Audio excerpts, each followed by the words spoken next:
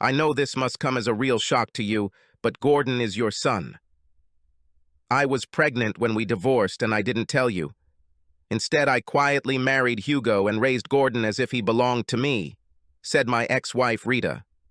I just found out that I have a 25-year-old son, and there is a good chance I will never be able to talk to him. Why? Because he's dying.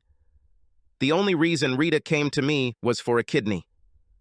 Gordon was in a car accident and lost one of his own. The other kidney was not functioning properly, and he needed a new one before it was too late. I was their last chance, and here they are, my ex-wife and the bastard who so brazenly cuckolded me. I would like to help you, but I'm not in a position to do that right now. I really hope you get a kidney for him, but it won't be from me, I said as I poured them a cup of coffee. How can you say that? He's your son. You can't sit by and let him die. Rita jumped out of her chair and Hugo held her back. She began to sob. I will give you anything if you help my child. I can't see him die. Look, Mark, I know you don't like Rita or me, and I don't blame you, but little Gordy didn't do anything to you. His only crime is that he was conceived by you, not me. If I were you, I wouldn't hesitate to give him my kidney. Hugo spoke. I looked at him with contempt and said nothing. Why do you want to kill Gordon? What did he do to you? You're a monster, Rita shouted. I'm trying to explain to you, but you won't let me say a word, will you? Okay, calm down. I'll tell you the story, and then you can decide whether I should give him my kidney. After the story ends, if you still think I should give him my kidney, you will tell me so. I took a sip of coffee. Fine, they said in unison. Rita, do you remember our divorce? You accused me of mental and physical abuse and planted a child's illegal video in the toolbox in my garage. You took everything I had from me. I was ready to give you a divorce, but you wanted the house and all our property. So, you got it. As soon as the story spread that I was into illegal children's videos, I was fired from my job. After all, not many parents wanted a teacher next to their children whose such reputation. I stopped and looked at her. She looked at the floor and didn't say a word. So, I lost my job because of rumors, and my house and all my belongings because of you.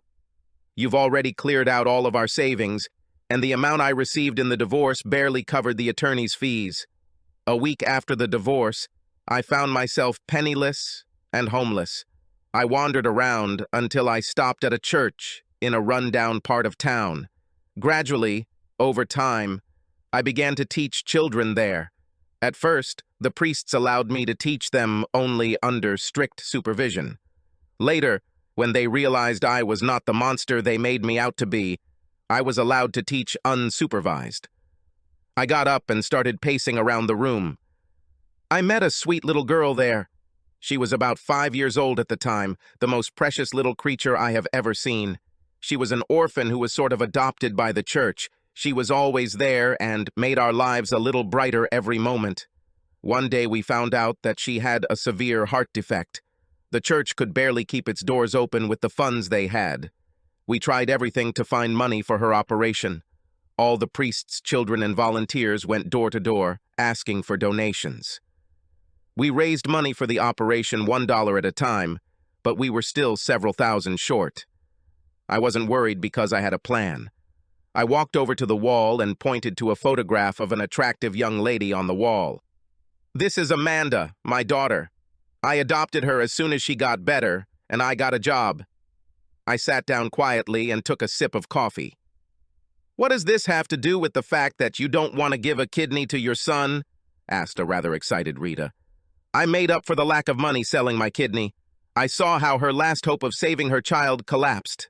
Subscribe to our channel so that your second chaff doesn't cheat on you, and go ahead and listen to the next story, because this story is nothing compared to the next one. If you're under 18, don't even think about listening to the next one.